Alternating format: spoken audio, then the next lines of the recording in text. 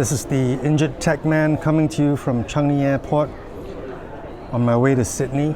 I just finished the 2-day conference and I bought this Xiao Mi Redmi Pad SE 256GB with 8 plus 4 gigabytes of RAM, and I am loving it.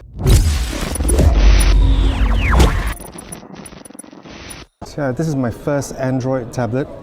I bought this right on the cusp of the release of the Apple M4 iPad Pro iPads, and also the new lineup of iPads that are now coming in at 11-inch and the much sought after 13-inch iPad. My first iPad was the iPad 2, and then I bought the iPad Air, and then the iPad Pro 13-inch, bought a couple of iPad minis, and then finally the iPad 8, followed by the iPad 9. So I went from the iPad Pro 12.9-inch, downgraded to just a regular iPad because I felt that it was enough. With these M4 iPad Pros really packing a lot of power and punch into a tablet, what this clearly presents to me is, at some point, do we really need so much power in a tablet? So I'm telling you this from many years of using an iPad as a touch interface for Logic or Logic Pro, as it was known in earlier days. I also use DaVinci Resolve and video editing software like Lumafusion on an iPad,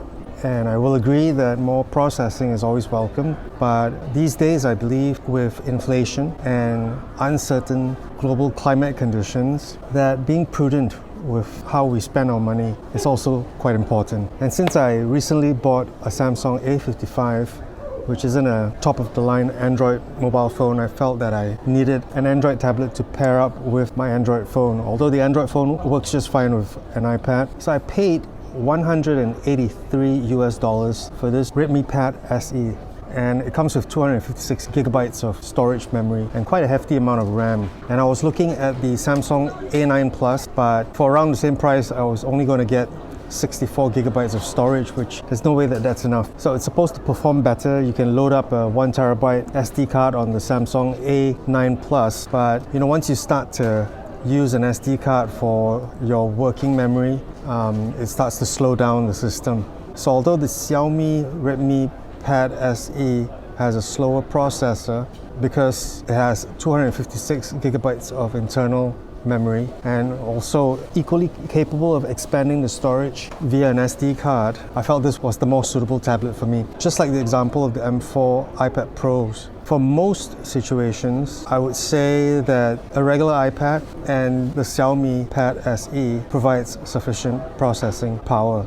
Even on the iPad 9, it isn't an iPad Pro or an iPad Air, it doesn't have an M1 chip, I'm still able to do video editing with Lumafusion.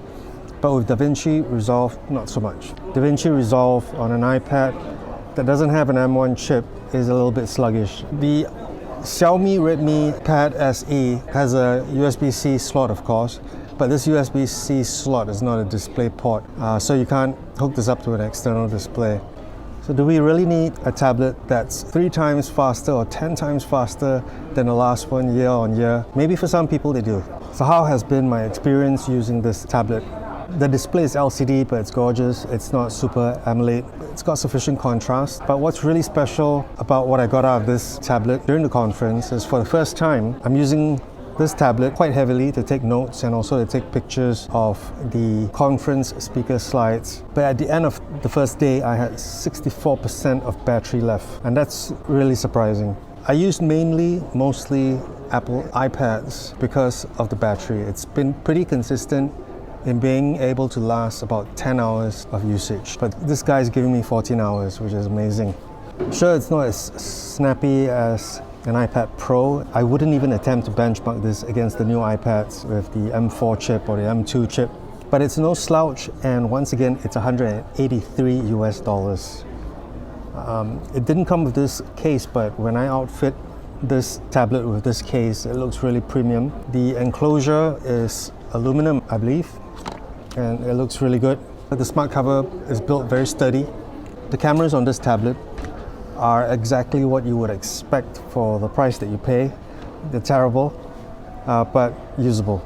So usable to take pictures of PowerPoint slides, for example, the conference that I just came from, as long as you don't sit too far away. So it's a 8 megapixel camera, but It's quite noisy. It doesn't perform very well in low light, but with sufficient light, it's not too bad. Here's an example. And this is the video. And this is the video.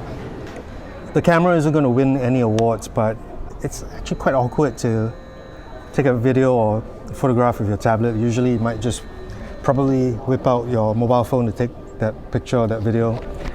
So there are a few other tablets that are in this range, I guess. For example, the Huawei tablet. It's 128 gigabytes of storage, but it's more expensive than the Redmi Pad SE. You also have the Samsung tablets. In order to get 128 gigabytes of storage or 256 gigabytes of storage, you have to spend quite a bit.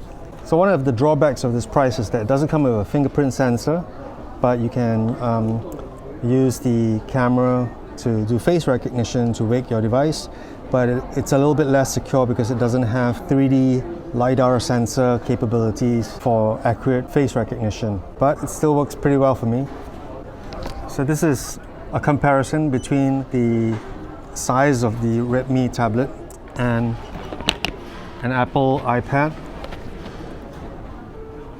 It's quite similar. You get a little bit more vertical viewing space on the iPad, and it's a little bit more wide for the Redmi Pad SE.